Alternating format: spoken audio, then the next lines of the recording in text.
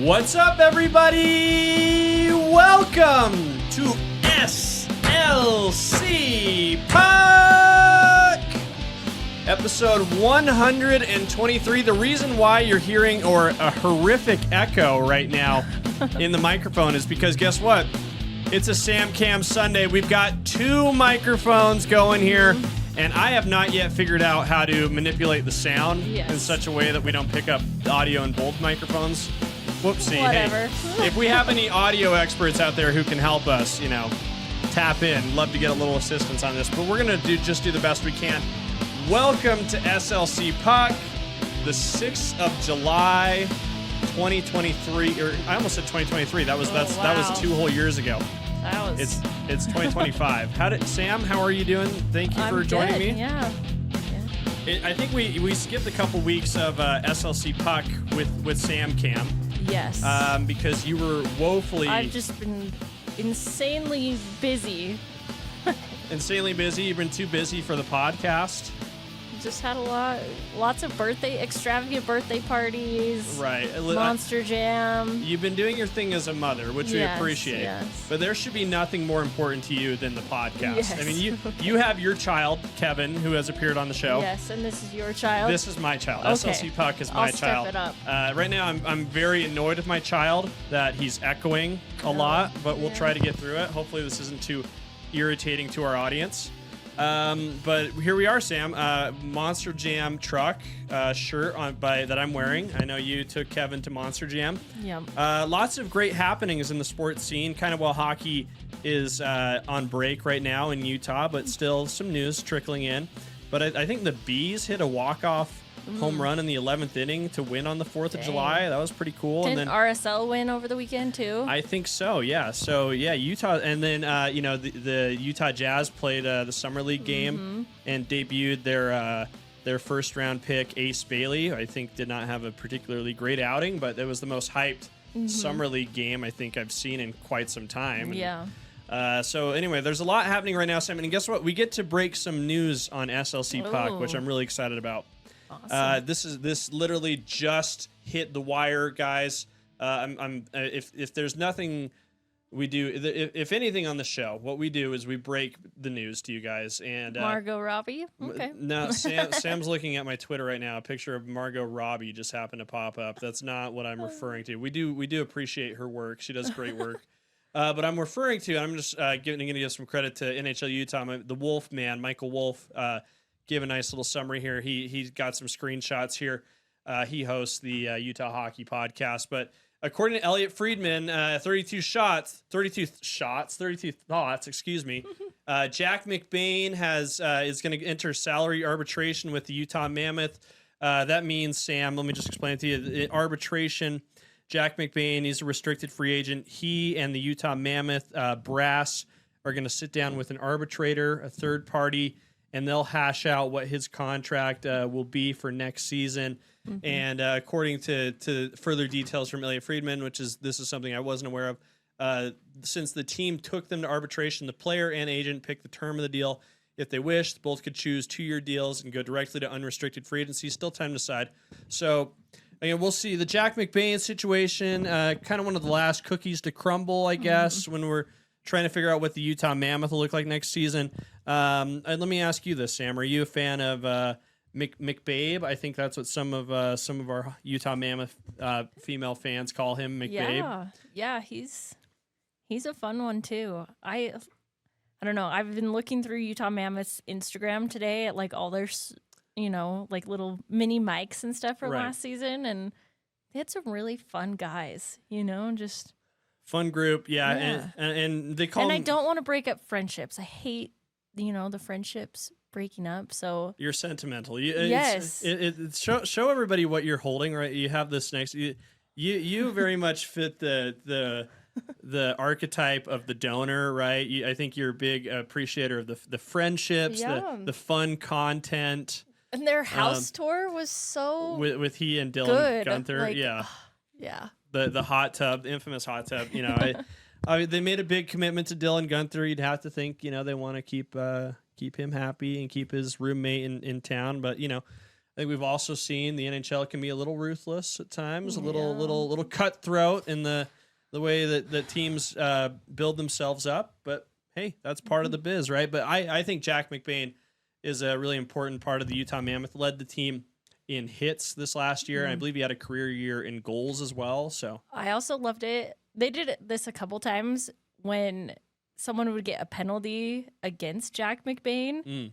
They would play Hit the Road Jack, like as the player was going into the penalty box. It was just kind of funny. Like it just happened by chance. That was like one of their songs that they would play when the other team would get a penalty. I appreciate that. But it was always good when it was like tied to Jack McBain. No, I hear you. I like that as well. And I'm going to do just a quick little, this helps a lot. Okay, look, on the fly, I think I just helped with the echo quite a bit. Okay, nice. I can do it all. Yeah. I can do it all. Jack McBain, I think, like he had a lot of great moments for the Utah Hockey Club last season. Kind of had one of the more interesting moments, his hit on Alex Ovechkin, knocked Ovechkin out for, like a month, like 16 games.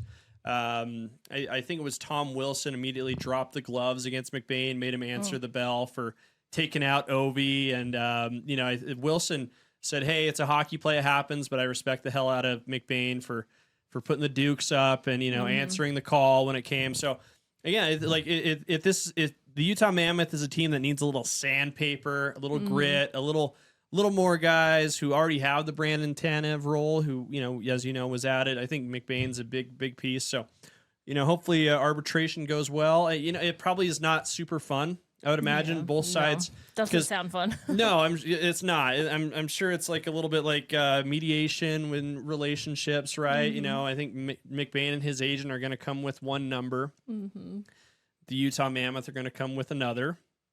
Yeah. They're going to be different, and they have to make their case to this third party. And I would imagine there will be some feelings hurt, right, a little bit, but hopefully there's no long-term damage. Bill Armstrong does a really good job talking about how much he wants these negotiations to be as loving as possible. So we'll see how this story develops. But this was literally tweeted out probably less than an hour ago. So breaking news here on the SLC Puck podcast. It's what we do, folks. Yeah, it's what we do, and we might have more breaking news. We'll just keep an eye on Twitter as we go. But we're expecting the Utah Mammoth to have some kind of progress in a Logan Cooley extension as well. So wouldn't that be fun if we could, that way we wouldn't have to do an emergency episode tomorrow, which I've, found myself having to do from time to time. So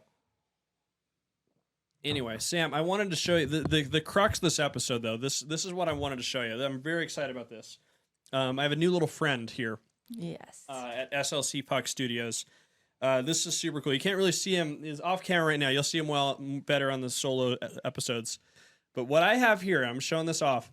This is a priceless artifact. I am the only person on planet Earth with this particular piece of hockey memorabilia. It's super cool. If you're listening to me on Apple or Spotify, you have no idea what I'm holding up to the camera, so I will describe it using process language.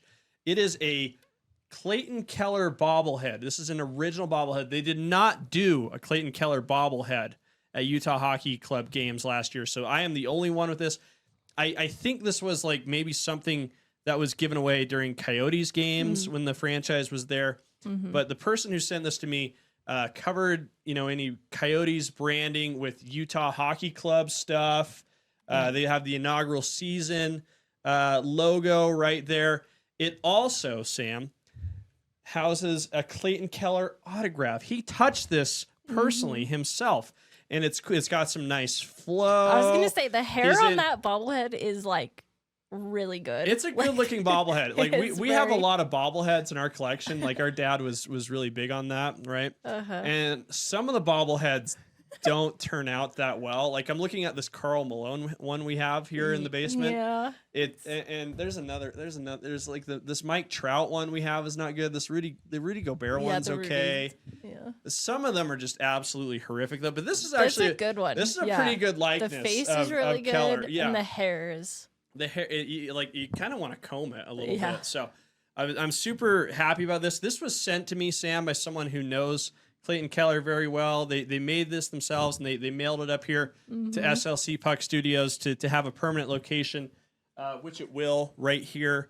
So super appreciative of the person who sent it to me. They also include a very nice handwritten note, just saying how much they like the show. So again, and I honestly treasure that note just as much as the artifact. So that was super cool, and it kind of plays into something that I've been thinking about lately, Sam. As I think you know, I get to do the yearbook article for the Hockey News. Yes. That publication that's pretty big up there in Canada, and now we get it here in the United States. I'm going to do the Utah Mammoth section for the yearbook this year, which, by the way, it's due tomorrow, so I got to make sure it's done. But I want just to give you guys a little preview here.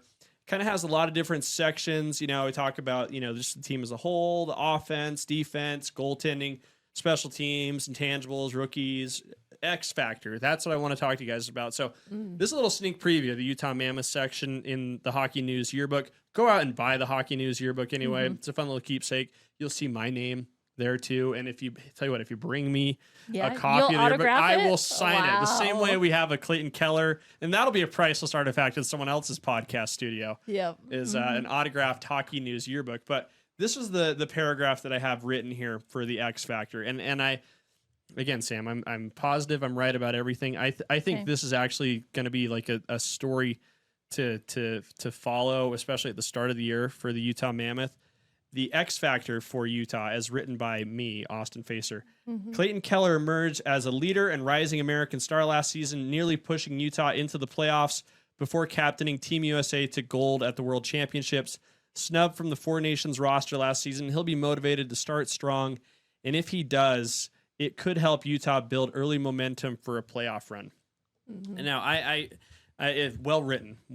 I'll say that. And I gotta tell you, Sam, this has been something that's on my mind. I'm not just bringing this up because I have this cool new bobblehead I'm trying to glaze, Clayton Keller, and the very nice person who sent this to me. But I really do think that Clayton Keller doesn't get talked enough about on this team. It's kind of interesting. Like we get so excited about talking about Dylan Gunther on the show, Clayton Keller.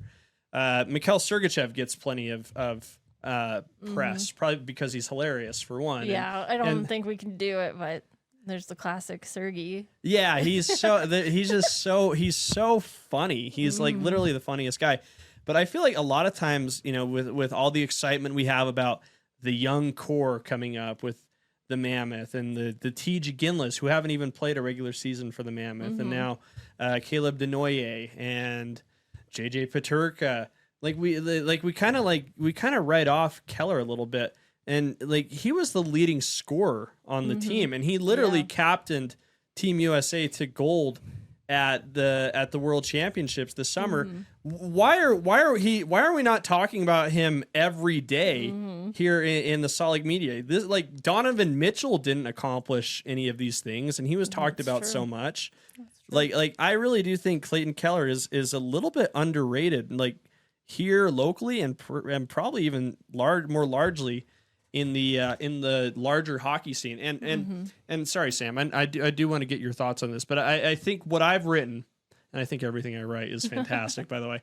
I think what I've written like really holds true. We learned this stat last year from our good friend Clean Hits Trent. 75% of teams who are in a good position by American Thanksgiving or in a playoff position end up making the postseason. Very good. I said it kind of pretty good. Last year I was struggling to say that, but I mean, and I think what I wrote, like, he'll be motivated to start strong because guess what's breaking up this season? The frickin' Olympics, where they send national teams to represent our country. Yes, the red, white, and blue. Thank you very much. In Italy in February. Clayton Keller, I mean, we saw last year how well Clayton Keller played when he was snubbed off of the Four Nations Faceoff team. He had a chip on his shoulder. The rest is he freaking brought it, dude. Great way of putting it. And now, like, he's going to be bound and determined to prove he deserves a spot on the Olympic roster. He's gonna be like, because they did the preliminary roster. They announced like the first 6 guys. Guess who wasn't on it? Yeah, Clayton Keller. Austin Matthews was one of his best friends, right? Yeah. The Kachuk brothers as well, also friends of his. So Yeah. you have to think Clayton Keller, like he's got the chip is like getting a little bit deeper. Well, what's really interesting, they talked to him during their little draft. I don't know what it was. The little draft show. Yeah, draft show. Yeah, sure. The draft show, whatever it was. Whatever, that works. And he was like so nonchalant about, oh, I just go skating like 5 days a week, like da-da-da, like that's kind of what my off season is. And then you had Coach Bear come on and he's like, no, like he literally is like working his butt off every single day. Like he says he's like, oh, I'm just skating 5 days a week, but he's like really like out there and working hard and like giving it his all off season, which I think is awesome. He said that very nonchalantly too at the end of your media availability. He's like, yeah, I'm probably on the ice a little bit more than like most guys are like in the off season. So again, that moment didn't really surprise me because I kind of already said it, but that's like the reports you hear from Keller when he was in Arizona and when he was emerging into a perennial all-star. He's made the all-star team 3 times now. I don't know if they'll do all-star games in the future, but I guess we'll see. But like the dude works his frickin' butt off. And again, like I think we kind of like don't talk about him enough. And I think that's kind of interesting. Like here, let me show you this. This is kind of interesting. Here, let me put this on Puck-O-Vision for you. So these are the leading scorers right here in the NHL last season. Nikita Kucherov of the Tampa Bay Lightning led all scorers with 121 points. Good Lord. Nathan McKinnon had 116. But look, Sam, you see these little flags right here next to each person that represents their nationality. Now, the leading scorer among Americans, as far as I can tell, and I don't think I'm reading this wrong. Kyle Connor, the Winnipeg Jets, had 97 points, followed by Jack Eichel, the Vegas Golden Knights, with 94. Look who was third in American scoring. Yeah. Clayton frickin' Keller. There were only 12 guys in the NHL that had over 90 points. One of those guys, Clayton Keller. Third leading scorer among Americans, not on the Four Nations Faceoff roster. Are you frickin' kidding me? But again, as we said, I think it helped his game that he got snubbed. For sure. It really did. So again, back to what I wrote. And again, if you want the whole, every bit of gold that I put into the to the future hockey news yearbook, go out and get it when it comes out later in August.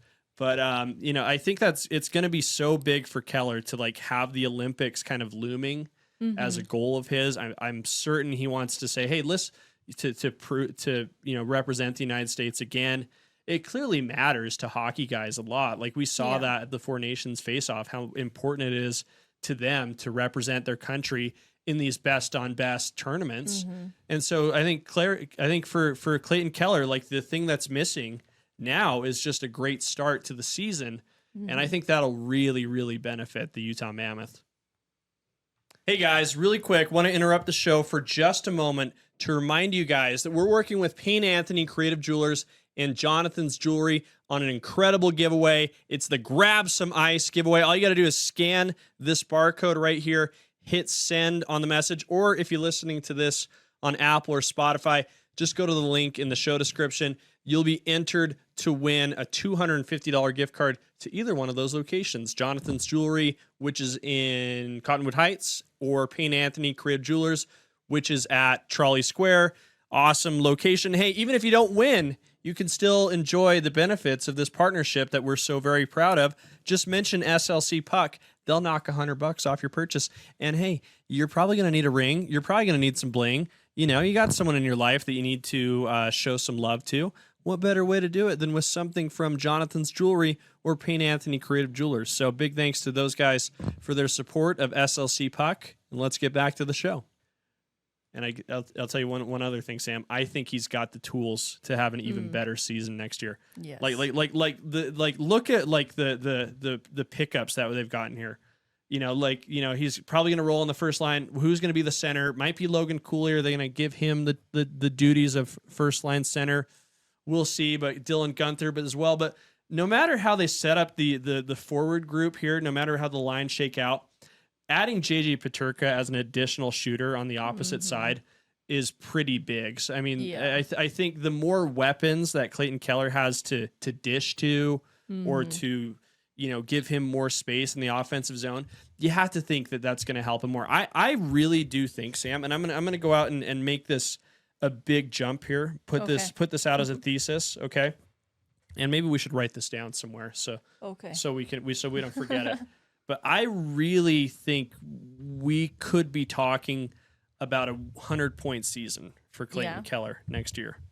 Like I think like when you look at the additions they have to the forward group, when you consider the mental aspect, the preparation that he's putting into, and not to mention, Sam, this is also I think big for the entire Utah Mammoth as a whole. This offseason has got to feel so much better for this team. Yeah, because they know what they're going into. Like that was going to be my point. Is like last season there was so much unknown. I think they came in a little timid, because it was like we have no idea what to expect. What's the difference between I-15 and 215? What the heck? So we take 215 to get to the frickin' practice facility? We hate 215. And then we take I-15 to get to the Delta. This is crazy. Like, yeah, no, exactly. And then like to show up at that first game and it's like a packed house would be a very overwhelming This feeling, was documented, yes. Like very like, we just came here. There's all these people here, like, so I think like it was an environment that Clayton Keller had really never played in before. And a lot of these guys, and even guys who had been in bigger atmospheres, like, the one I think of like that will always stand out in my mind is I just remember when the guys took the ice for that preseason game against the Kings last year. And, they that song, "You Make Me Shiver," they play that. I'm a good singer. In addition to being a great writer, I'm a good singer. But like the guys took the ice and they were doing their lap, before the introductions. And like Sean Dursey's face came up on the Jumbotron and he just kind of had this look like, holy crap. Like it was like a little bit stunning to all of them. But again, I think like you said, they're going to be like they're in their routine. Things feel normal to them. I think their practice facility is nearly done. It's getting very close to a place where they'll be able to move in. I think in September is the date for them. So they're going to have everything in place to start hot. They'll be hopefully very healthy at that point too. So again, I think the ingredients are really there for Clayton Keller to have a really hot start to the season. And I'd like to think that maybe this could be a lucky charm as well, his presence here at SLC Puck Studios. Here's the thing. We don't talk about him enough. And again, I've said this for like the 20th time. Like he's a cool dude. I've had the chance to like meet him and like be also unintentionally blew him off when he was complimenting you. Yes, but, This is we're still sorry about that, Clayton. Yes, this is a story I love to share, and I'm glad you brought this up because I have this prepared here on Puckovision.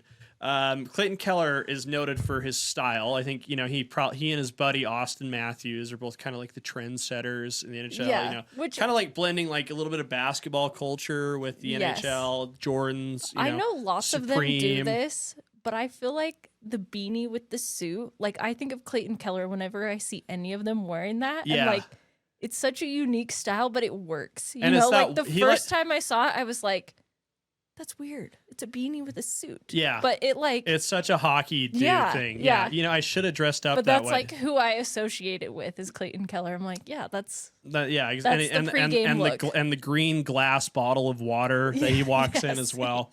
But I mean, he's always rocking fresh kicks too. The dude loves Jordans. The dude loves cool sneakers. And so, I was and this is a story I love to share on SLC Puck. I was in the locker room, helping KSL.com cover a story. We were doing our post-game interviews with the team.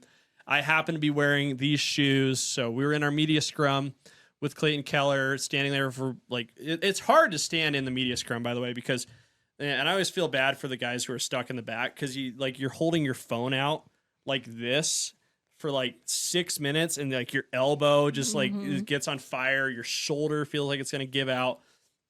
But you're still trying to get that good content, right? To share with the hockey fans. But anyway, so we do that with Keller for a few minutes, and then I think I like turned around to like make a joke to the it might have been Brogan Houston, who was like holding his phone for, like this, like I could see his arm trembling.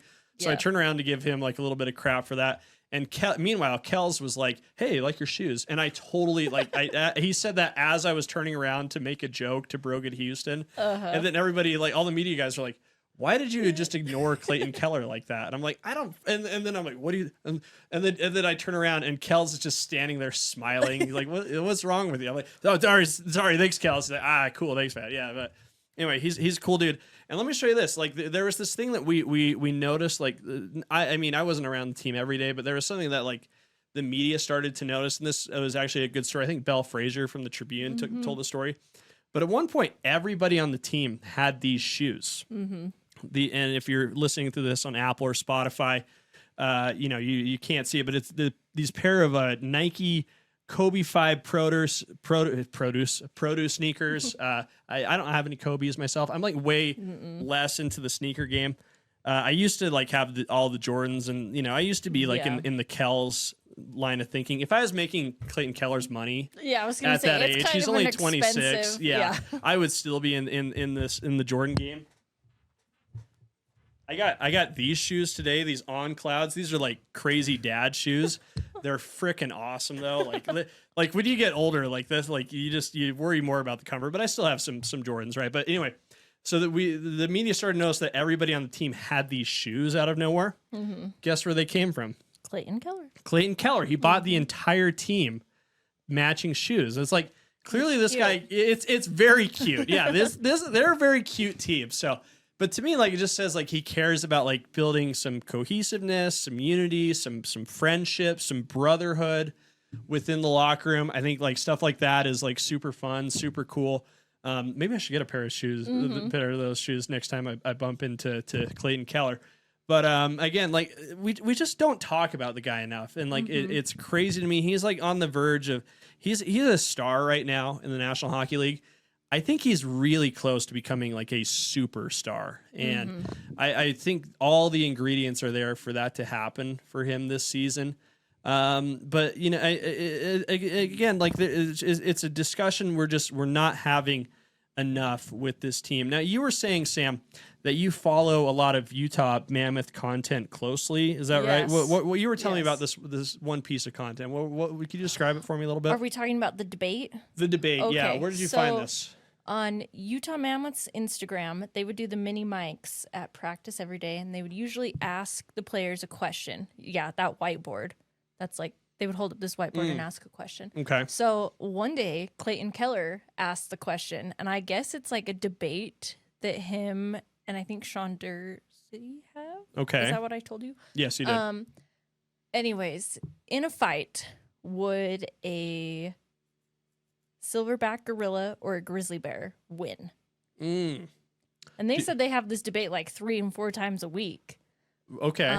So you and I kind of talked about why don't they just settle it and just get a silverback gorilla and a grizzly in the same room? So they could finally settle it once and for all. I'm like picturing the ones at the zoo, like the gorilla at the zoo. I don't know if it's a silverback gorilla, but he's kind of creepy looking. Like he's a little scary. That's very offensive, Sam. He's a little intimidating. You've seen him. That's very. Like, we have so many gorillas that listen to the show. That's very offensive. But then grizzly bears, like, I can't find the video. Anyway, yeah. Okay, so you're saying that maybe we should have this discussion, like grizzly bear versus silverback gorilla? Yeah, maybe. Well, it's such a great question. Because like, and we were talking about this a little bit off mic, but like, there's such a yin and yang in each of those creatures. They do seem kind of evenly matched on paper. I mean, I would imagine there might be similar in weight. I would think, but maybe the grizzly bear is probably a little bit bigger. Yeah, I feel like a grizzly bear would be bigger. Grizzly bear, we did not do this. We did not do the research on this. Your question was, we assume gorillas have, like some thumb joints. Right. Yeah. The opposable thumbs. Humans. Yeah. And we don't think that a grizzly bear does. Does that make a difference? I think so, and we're just and again, if we have any zoologists who can fact check us on this podcast, you do have a listener that works with the orangutans. I do, yes. Hannah, who listens to the show. We're gonna call you. Yeah, Hannah, go ahead and hop in the comments for this, Hannah. Maybe you can, and she's around animals, right? So maybe she could weigh in. But I mean, I don't know. Let's just the picture in our heads that we have of gorillas and grizzly bears. I do feel like the gorilla has like an opposable thumb. And if I'm wrong on this, please correct me, Hannah. But like, I think that could counter a lot of the attacks that you might get from a grizzly bear, right? Because grizzly bears, right? They have the claws. That's big. The claws are very big. Silverback gorillas do not have claws. Listen, am I a great zoologist? No, but I do know that, right? I'm pretty sure. I want someone to clip this. I was listening to this hockey podcast, and they were like, "Yeah, gorillas don't have claws." Yeah, it's a really good podcast. But like, I think the claw, the swiping motion of the claw, I think would be like very dangerous. Even if you were a silver, the gorilla might have the more flexibility, though. That's true. Yeah, I want to say that's true. I want to believe so that they could like. They might be a little bit more elusive. They could, Yeah, they could grapple a lot better than I think the bear is like it's very like it's up the middle. The bear's gonna take them down, but then what happens when you get down? Is the gorilla gonna? Yeah, again, the bear is it's brute force. It's very sort of one note. The swipe, maybe the bite. But I think like the gorilla, I don't know, the gorilla that I have in my mind, like is a little bit more nimble, like it could like maybe like, do like a wrestling reverse move and like do a choke. Legs and then choke him out. Climb up around the back of the bear and choke him out. I so badly wish we had found the video of Clayton Keller and Sean Dursey discussing this because would have been fascinating to see if they could have provided this level of analysis here. Well, let's continue to look for this. Hold on. I think it was up. But again, like this, and somehow this is an episode about Clayton Keller still, guys. But that's kind of the way that I see it. Let's see. It's like tiny writing on the whiteboard. Tiny writing on the whiteboard. Okay. People have probably checked out a long time ago. So okay. You were the one telling me about this. I don't know. It was funny, but the other mini mic that's really good, that it's actually a meme on Twitter of Clayton Keller a little bit. Is at the end of the season, scroll down a little bit. They asked all the players that one, describe the team in one word. Okay. You have to watch it to the very end to get his word, but lots of fun. That's three words Dylan got there. Resilient. Okay. Resilient. That's resilient. Yeah. Resilient. Say resilient, but it's a fun group to be a part of. Chaotic. Way more than one word. Fun. We're really just kind of a big family, and it's funny because there's really just moments like any other family has. Way more than one word. Ups, downs, and kind of just moments of adversity where we go through it together. So brotherhood. Brotherhood. Okay. Brotherhood. Relentless. Determined. Bought in.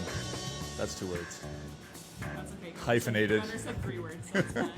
I'd say beauties. Say something good. I love that hoodie.